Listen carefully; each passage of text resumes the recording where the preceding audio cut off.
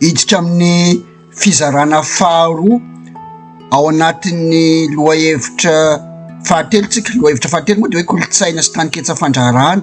De ny fizarana faharoa ho resahantsika zany de hoe ny toromarika pratika amin'ny fandrafetana drafim-pialiana tsotra taniketsa fandraharahana ho an'ny tanora, na le antsointsika zany hoe fandrafetana business plan simplifié ho ana resaka pépinière entrepreneuriale, na hoe drafim-pialiana tsotra taniketsa fandraharahana, zay le hoe pépinière entrepreneuriale ho an'ny tanora. Ka ho resahantsika zany ato anatin'ity fizarana faharoa ty hoe ahoana ny fomba ahafahana mandrafitra drafim-pialiana tsotra na hoe business plan simplifié ho ana taniketsa fandraharahana na pépinière entrepreneuriale ho an'ny tanora. Teny fampidirana tsotra aloha atao mpanomboana. Ny kolotsainan'ny fandraharahana de azo ary metomboka amin'ny alalan'ny fametrahana sy fitantanana miainga avy amin'ny zavatra bitika, zavatra kely de kely. Tetika asa tsoina hoe taniketsa fandraharahana na pépinière entrepreneuriale. Ny taniketsa ny fandraharahana amaha-taniketsa azy dia fiatombohan-javatra madinika miseho amina endrika lindran-damina, mikendra ny fanohanana ny tanora amin'ny fampiarana sy ny fianarana mitohy sy miandalana ny tontolon'ny fandraharahana.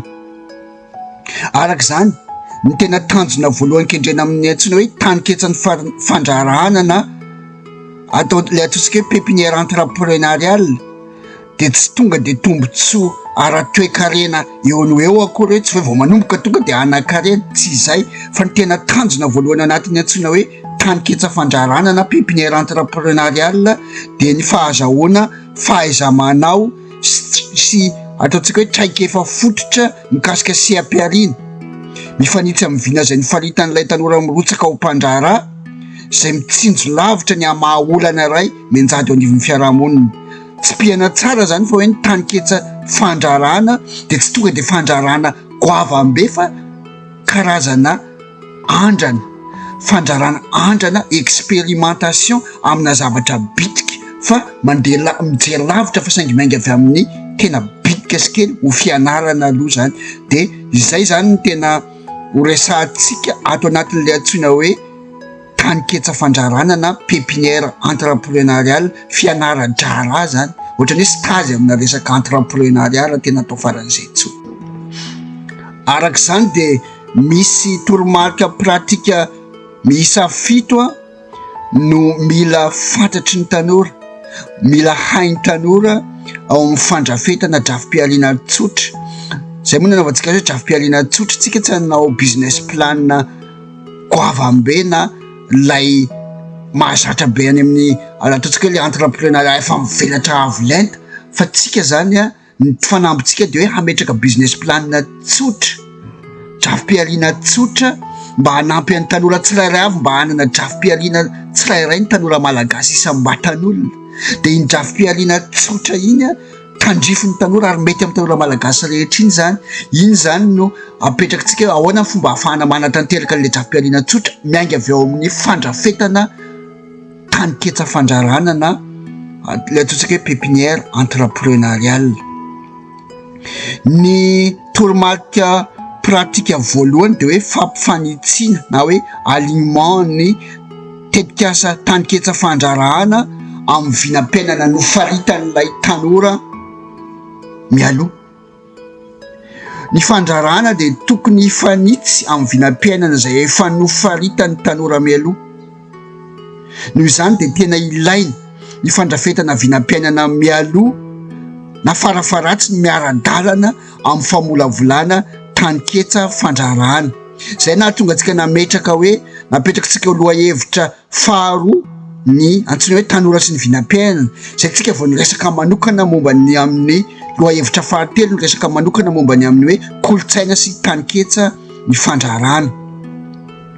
Arak'izany ny fandraharahana rehetra de tokony hamaly olana fototra ara-tsosialy anankiray miatraika amin'ny fiarahamonina farafahakeliny, zany hoe problématique sociétale anankiray amin'ny alalan'ny fampiasana ny talenta sy ny fahaiza-manao ny tanora tompony tetikasa na porteur du projet. Izy ny zavatra tena tsy piatsika zany de hoe ny antsoina hoe fandrarahana, tsy hoe misy manao hoe tsy de mila manao koa mangala tahaka, zay mahapotika ny fandrarahana. Fa ny antsoina hoe fandrarahana de hoe famaritana azy de hoe famadihana ho harena, loharano-karena ny famahana olana fototra ara-tsosialy anankiray amin'ny fampiasana ny talenta misy eo am-pelantanana. Tena zava-dehibe ity fampifanitsiny ity, mba tsy ho zavatra maimaika sy tandrametaka fotsiny lay tetikasa fandrarahana na lay taniketsa fandrarahana na lay pépinière entrepreneuriale zay arafitra, fa na de tetikasa bitika azy de dingana voalohany, premier pas amin'ny fanatanterahana ny vinam-piainan'ilay tanora tompony tetikasa. Ny fanamby de hoe mainga amin'ity tetikasa bitika antsoina hoe taniketsa fandrarahana ity no hanohizana sy hanitarana tetikasa fandrarahana lehibe mitatra sy mitombo miandalana. Ny toromarika pratika faharoa de hoe fianarana fandrarahana na apprentissage aloha no tanjona apetraka voalohany amin'ny fanatanterahana taniketsa fandrarahana. Toy ny asa rehetra na asa-panjakana na eny amin'ny orinasa de tsy maintsy misy foana ary tena ilaina ny fianarana asa na stage. Raha tsorona ny tetikasa taniketsa fandrarahana de sehatra fianarana asa fandrarahana na ohatrany hoe stage amin'ny resaka entrepreneuriat zany. Ary tsara ho tsipihana fa ny fandrarahana rehetra de fianarana mitohy na hoe apprentissage continu.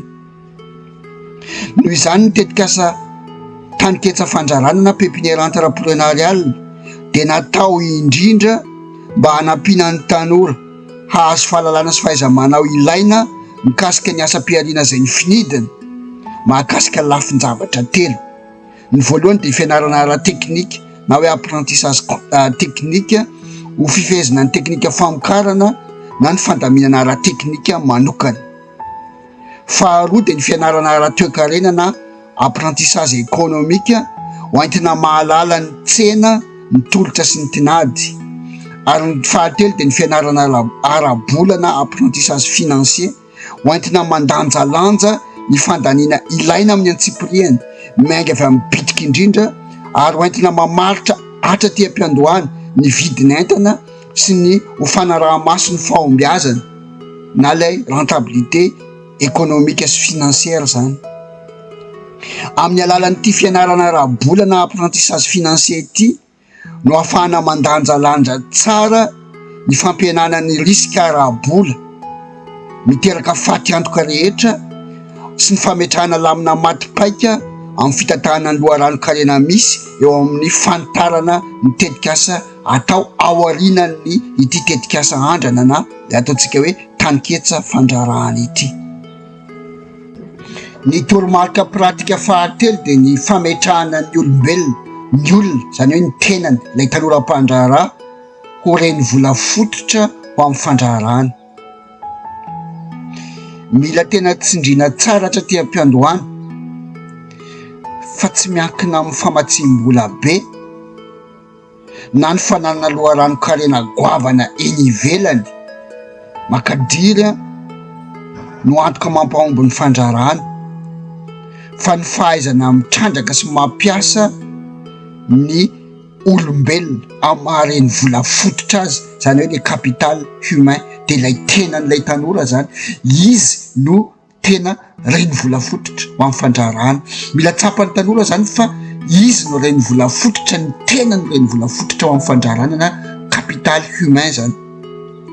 Araka izany rehefa manao an'ity tetikasa taniketsa fandrarahana ity de mila ampina ny tanora afaka hanao tombana évaluation ny tenany amin'ny mahareny vola fototra azy, hoe ahoana ny ahafahana mametraka ny tenany mioptimise ny tenany ho lasa harena ivadika ho reny vola fototra ho amin'ny fandrarahana zay ataony. Fa raha tsy voapetraka hatraty am-piandohana ny fanaovana tombana mazava hoe raha ohatra ka ho ampiasaiko ny tenako ho lasa reny vola fototra ho amin'ny fandrarahana, ahoana ny tombana, ahoana ny afahako manao évaluation fa tena horeny vola tokoa ho azo ampiasaina ao amin'ny fandrarana tokoa ny tenako amin'ny maha capital azy.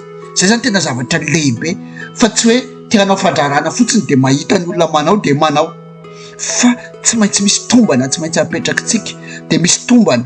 Ny olombelona zany rehefa tena hirotsaka ho mpandrara de misy tombana anaky 7 tsy maintsy ho ataontsika ary ataontsika amin'ny faran'izay tsotra fa tena tsy maintsy atao. Zay mahatonga azy hoe business plan simplifié ho ataontsika le izy fa tsy maintsy ho tsorintsika fa saingy tsy maintsy ho ataontsika satria tsy azontsika iodivirana. De misy an'ireto tombana anaky 7 reto no ho ataontsika misy singa 7 anaovantsika tombana zany atsika ho évaluena atsika alohan'ny irosotsika ho tena hoe taniketsa taniketsa tena hoe mpitarika taniketsa fandrarana irotsaka ho mpandrara. De misy an'ireto tombana anaky 7 reto tsy maintsy atao manokana. Voalohany de hoe ny tombana voalohany de hoe ny haavy ny fahavononana manokana hoe tena tapa-kevitra irotsaka ho mpandrara ve ianao, zany hoe ny degré de motivation na ny niveau de motivation anao. Ny faharoa de ny fotoana atokana ho amin'ny fandrarana, zany hoe le temps, adiny 4 isan'andro na isan-kerinandro na isam-bolana no atokana ho amin'ny fandrarana. Fa tena mila fotoana ny fandrarana miankina amin'ny niveau d'engagement-nao manoloana ny fotoana io, zany hoe atraiza ny fotoana ho atokanao ny fahombiazan'ny fandrarana. Ianao zany mila mametraka hatratem-piandohana hoe adiny 4 isan'andro na isan-kerinandro na isam-bolana no atokanao, tena mila hatratem-piandohana zay mila voafaritra. Ny fahatelo de hoe ny haavo ny fahaiza manao ara teknika misy mampelantananao, mila fantatra hatratem-piandohana, tombanana hatratem-piandohana. Ny fahaiza ny haavo ny fahaiza mitantana sy ny fitantanam-bola. Manaraka ny haavo ny fahavononana hianatra sy hanatsara hatrany ny fahaiza manao, zany hoe eto zany tena hoe engagement tena ho amin'ny resaka apprentissage continu araka ny resantsika teo satria tsy mianatra foana hatramin'ny farany.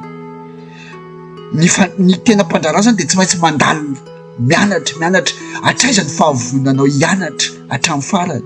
Ny manaraka de ny haavo ny fahafahana mamorona sy mikaroka zava-baovao, fa ny tena mpandrara de tsy maintsy mamorona créativité sy mikaroka mitady foana hoe inona indray no fanatsarana ho atao. Mila fantatra hatratem-piandohana hoe vonina ho amin'izany ve ianao, de zay zany mila tombanana hatratem-piandohana. Ary ny farany de ny haavo ny fahavononana amin'ny faharetana sy ny fahafahana miatrika zavatsarotra. Ny fandrarana rehetra de sady mila patience, mila résilience, zany mila faharetana. Fa tsy hoe vao manomboka amin'ny fandrarana de aomby fa indraindray misy tsy fahombiazana. De zay rehetrarehetra zay no tombanana hatratem-piandohana. Misy fomba ataontsika faran'izay tsotra ahafahana manao tombana an'izay hatratem-piandohana, zany hoe ahoana ny ahafahana mandrefy fa tena reny vola fototra tokoa ary tena hijoro reny vola fototra tokoa ty olona ity, fa tsy hoe hilalao fotsiny na hanandrakandriny fotsiny fa tena hirotsaka ho mpandrara marina. Ny toromarika pratika fahaefatra de ny fanadihadiana mialoha ny tsena na ny lalam-barotra, zany hoe étude simplifiée du marché. Tsy misy fandrarahana azo atomboka raha tsy mazava mialoha ny tsena na ny lalam-barotra. Zay zany mahasamihafa ny fandrarana amin'ny hoe mamokamokatra fotsiny, fa ny fandrarana tsy maintsy mitodika amin'ny tsenam-barotra. Ny fahombiazana amin'ny tetikasa rehetra resaka fandrarana de miankina amin'ny fanadihadiana ny tsena na de ho ataontsika faran'izay tsotra zany. Tsika zany tsy hanao zavatra compliqué avo lenta tsy ho takatra fa tokony ho zakan'ny tanora, tandrifin'ny tanora raha ataontsika tandrifin'ny tanora raha ataontsika ivalenta, zany hoe tena zavatra faran'izay tsotra fa saingy tsy maintsy atao. Ampianarina ny tanora tsy maintsy hianatra ny amin'ny antsoina hoe fanadihadiana momba ny tsena amin'ny fomba faran'izay tsotra. Tafiditra ao anatin'ny fianarana momba ny fandrarana ny fahatakarana ny dinamika ny tsena. Tokony ametraka fanontaniana manan-danja vitsivitsy ny tanora ary iarahana mamaly ho ampiana ny tanora afaka hamaly fanontaniana vitsivitsy hoe inona ny tombontsoa entiny vokatra amidiko eo anivon'ny fiarahamonina. Zay le resantsika hoe hamaly inona ny zavatra hoentiny ty zavatra ty. Rehefa hivarotra nyty produit na ty vokatra ty de inona ny tombontsoa hoentiny, inona ny olana ovahany eo anivon'ny fiarahamonina. Zay ny fanontaniana voalohany. Fanontaniana faharoa hovalitsika ao anatin'ny fanadihadiana mialohan'ny tsena de hoe inona ny tombon-dahany na hoe valeur ajoutée na hoe inona ny kalitao manokana na qualité manokana mampiavaka an'ilay vokatra amidiko amin'ny vokatra efa misy mivarotra ankehitriny. Zay mahatonga antsika le manao an'ilay fikarohana ny fikarohana tsy fikarohana avolenta ataon'ny mpikaroka ny université fa fikarohana tsotra hoe inona no tombon-dahany manokana, inona ny kalitao manokana mampiavaka ny vokatra zay amidiko. De mila fantatra ihany koa hoe ohatrinona ny vidiny iray, zany hoe vidin'le am'le vokatra ataonao vidiny na iray io na isa io na fatra io fa hoe ohatrinona ny vidiny amin'io vokatra tianao amidy io ka efa misy eo an-tsena am'izao fotoana zao, ohatrinona ny efa vidiny efa mandeha ao am'izao fotoana zao. De mila faritana hatraty am-piandohana na de tany ketsa aza akory na akory telo tsy mampaninona mihitsy fa hoe ohatrinona ny habeny tsena zay kendreko. Hatraty am-piandohana mila fantatra hoe za nienjika tsena ohatran'izao fa saingy ianao anomboka amina tany ketsa anomboka amin'ny zavatra kely fa efa fantatra mialoha hoe ikendry tsena manahoana ny velaran'ny tsena zay tianao hotratrarina. De miainga avy am'izay anao mamaritra hoe firy na hoe isa io na refy no vokatra kendreko amidy mandritry ny ty dingana voalohany mahakasika ny tany ketsa fandrarany ity. Ny fanadihadiana tsara ny tsena sy ny lalam-barotra de manampy amin'ny fahafantarana mialoha ny tontolo manodidina ny lalam-barotra sy mifehy mialoha ny risika mikasika ny tsena. Ny fanombanana maty-paika ny tolotra sy ny tinady de manampy amin'ny fandrindrana tsara kokoa ny fampiasam-bola sy ny paikady ho fampivoarana ny fandrarana zay atao. Tena raha fitiana tena faran'izay tsotra zany de hoe tsy ny fandrarana rehetra de tsy maintsy mitodika amin'ny tsena. Rehefa hoe hitodika amin'ny tsena fandrarana de tsy maintsy misy fanadihadiana faran'izay tsotra na de faran'izay tsotra azy tsy maintsy ataotsika mikasika ny tsena zany, na io zany le hoe étude simplifiée du marché na hoe fanadihadiana mialohan'ny tsena na ny lalam-barotra. Ny toromarika pratika fahadimy de ny fanamafisana ny fahaiza-manao ara-teknika sy ara-bola. Mialohan'ny hanomboana ny tetikasa tany ketsa fandrarana na le ataontsika hoe pépinière entrepreneuriale de mila mahana fahalalana fototra ara-teknika mikasika ny sehampialiana nofidiny ho tanterahana ny tanora. Ohatra volo rakotra, teknikana fanaovana volo rakotra, ohatra ny teknika fikarakarana sy fanamasahana tany, ohatra teknika famokarana sakafom-biby, teknika fiompiana akoho gasy no hatsaraina, na teknika fanatavezana kisoa, na teknika fambolena anana sy legioma. Ireo fahaiza-manao ara-teknika fototra ireo no hanampy ny tanora mirotsaka ho mpandrarà hanatsara ny fahaiza-manaony mba hahafahana manatsara ny fahombiazan'ny famokarana, zany hoe resaka rendement sy productivité, ary ho fanatsarana ihany koa ny kalitaon'ny vokatra vokariny mamaly ny fenitra takiany tsena zay noresahantsika teo.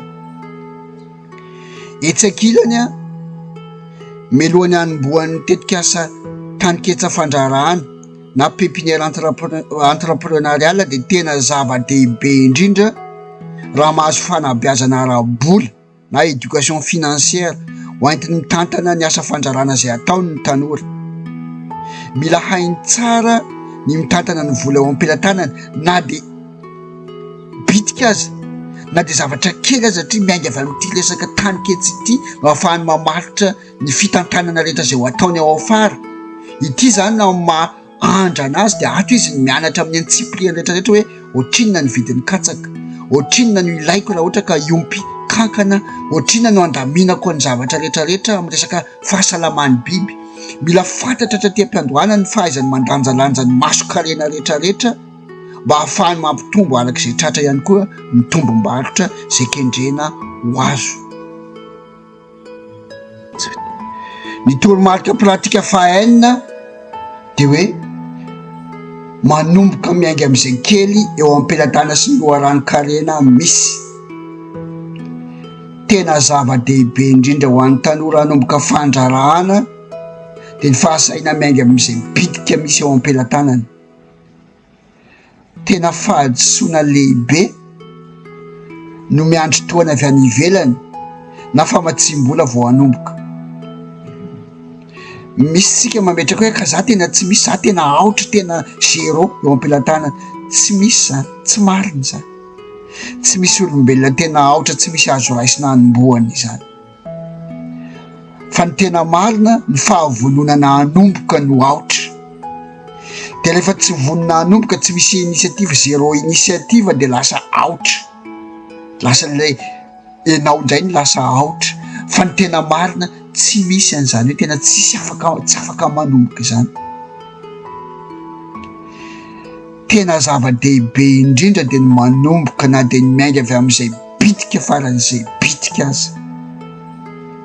Akoho vavy roa sy akoho lahy iray ohatra efa afaka hanomboana.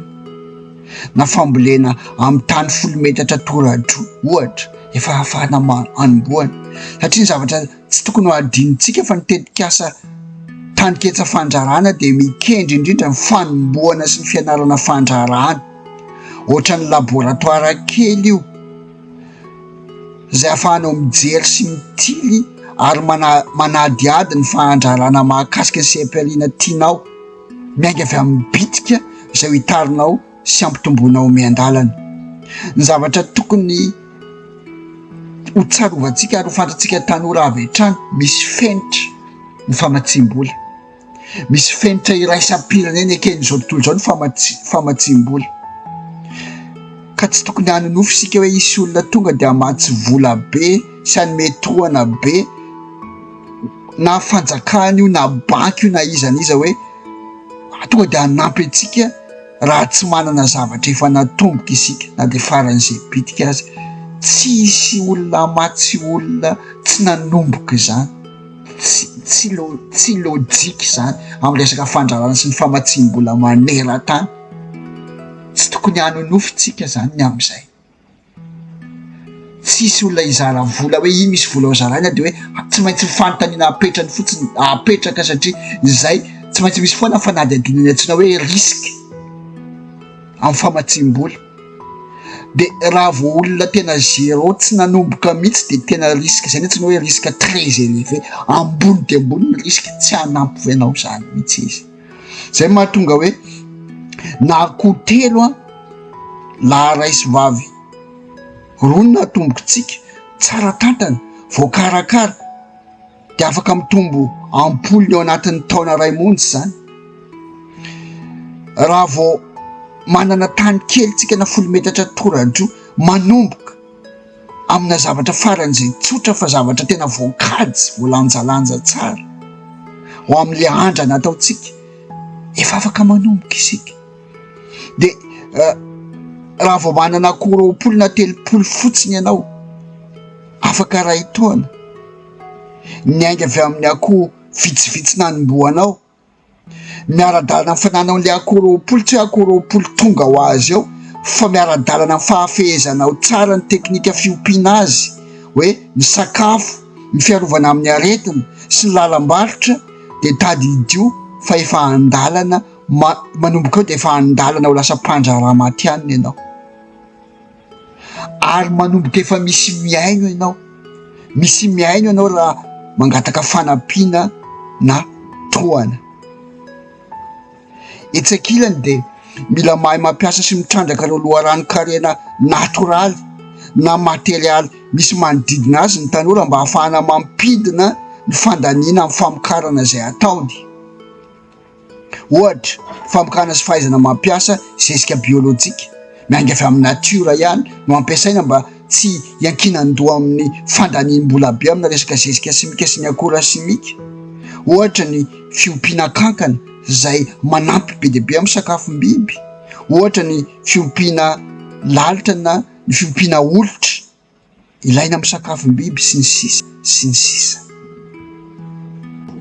Ny toromarika pratika fahafito farany dia ny fametrahana an'i Kristy ho mpiara-miombonandroka faratampony amin'ny fandrarana izay ataontsika hatraty am-piandohany.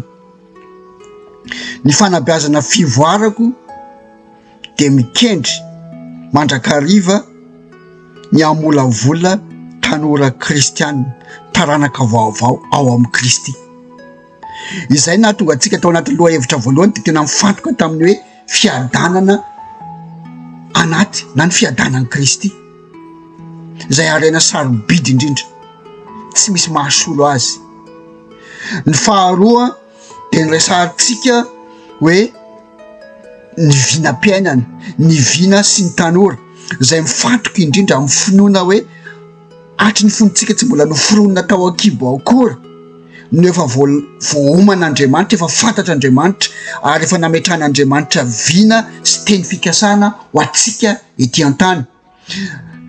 Ara-panahy tanteraka fa saingy ara-panahy fa saingy tanterahana ety an-tany, izay mahatonga azy hoe vinam-piainana ety an-tany. Ka rehefa miresaka isika hoe fandrarahana dia ny fandrarahana araka ny resantsika dia tsy maintsy mirafitra ao anatin'ny vina, ao anatin'ny vinam-piainana. Ary ny fandrarahana izay ataontsika dia tsy maintsy fandrarahana kristianina, miorina amin'ny finoanan'i Kristy sy ny fahatokinan'i Kristy. Dikan'izay, akoatran'ny mety lafiny ara-teknika, lafiny ara-bola, lafiny ara-pitantanana izay efa nitany saintsika tao iombonantsika amin'ny fandrarahana rehetra maneran-tany, dia tsy maintsy apetraka tsika amin'ny toerana ambony indrindra, manan-danja indrindra mihoatra ny zavatra rehetra, ny fampidirana ny soatoavina ara-panahy ao amin'ny fitantanana ny fandrarahana izay ataontsika. Mazava loatra ao anatin'izay ny vavaka, ny fitondranam-bavaka, fa ny zavatra lehibe eto amin'ity toromarika fahafito ity dia hoe mila apetraka tsika ho tena zava-dehibe ny fanekenan'i Kristy ho mpiara-miombonandroka faratampony amin'ny fandrarahana izay ataontsika. Ina moa ny dikany hoe mpiara-miombonandroka? Ny dikany hoe mpiara-miombonandroka dia amina endrika tena hoe pratika zany dia zao: mila apetraka tsika hatraty am-piandohana ary soratana mazava ao anatin'ny drafim-piariana na business plan simplifié izay ataontsika hoe ampahany firy na ampahany manahoana amin'ny vokatra na ampahany manahoana amin'ilay tombom-barotra no atokantsika ho an'i Kristy. Io tsy hoe ilazantsika hoe tsy maintsy sy vola isan-jato ny Jesosy. Jesosy tsy olona hanao antson-jay amintsika, fa isika ny mahalala hoe raha tena tiako tena hanana assurance, manana antoka amin'ny fandrarana izay ataoko satria assurance le izy, tena assurance zany hoe tena hoe ahoana ny ahafahako manana antoka fa omby amin'ny fandrarana ataoko. Dia raha tena tiako hanana assurance dia ohatra ny olona manao assurance dia mandoko vola mihitsy izy mba hisy karazana hoe fahazoany antoka hoe raha sanatria misy loza dia ho voary. Fa ny tsika hoe assurance miaraka amin'ny tena mpanjaka ny mpanjaka, dia mila mametraka zany tsika ampahany mety ho 5,000 ariary amin'le ataontsika 2 isan-jato na 5 isan-jato na 10 isan-jato na 20 isan-jato tsika mahita azy. Fa io zany na 10,000 ariary io na 2,000 ariary io na 2 alina io na 2 hetsy io, satria io mitombo arakaraky ny fitomboan'ny fandrarana izay ataontsika. Fa mila atomboka hatraty am-piandohany ary mila faritana mazava hatraty am-piandohany, dia iny ilayntsika apetraka mazava, dia iny zany mitombo arak'izay. Dia iny no ataontsika ao anatina tahirim-bola kely manokana, caisse kely manokana, atokantsika manokana hoe ity dia an'i Kristy. Raha manana akoho fito zany tsika dia hoe ny akoho anankiray amin'ity dia an'i Jesosy, dia efa apetrakantsika mihitsy hoe ity akoho an'i Jesosy. Raha mana-tanimboly tsika dia hoe ny ampahany vokatra isa zao an'i Jesosy, ny 10 isan-jato ny vokatra isan-taona atokako an'i Jesosy. Zavatra lehibe zay. Dia in'le hoe ho an'i Jesosy iny tsy hoe andeha ataontsika rakitra ny am-piangonana daholo akory tsy izay loatra fa iny zany ny tena marina amin'ny hoe fiaraha-miombonandroko amin'ny tompo de iny le resantsika amin'le hoe dingany am'le tamin'ntsika nanao le dian'ny tanora mahana vinam-piaina de nametraka tsika hoe misy ampahany atokana nanao asa fiantrana de le asa fiantrana tena miatraika amin'ny madiniky ny tompo ny tena resantsika eto zany hoe iny ampahany iny zany anaovanao kesy manokana hoe za mahana kesina 2,000 ty omeko olona anapiko olona manokana anaovako toana manokana amin'ny fiainan'ny olona iny kesy indray miakatra lasa 2,000 afaka 1 bolana na 2 volana iny atokako am'izay fa za zany manana teti-bola manokana manana tahiry-bola manokana anaovako asa fiantrana madiniky ny tompo hoantiko manohana manokana ny madiniky ny tompo ny zavatra lehibe de misy tombotsoa anankitelo lehibe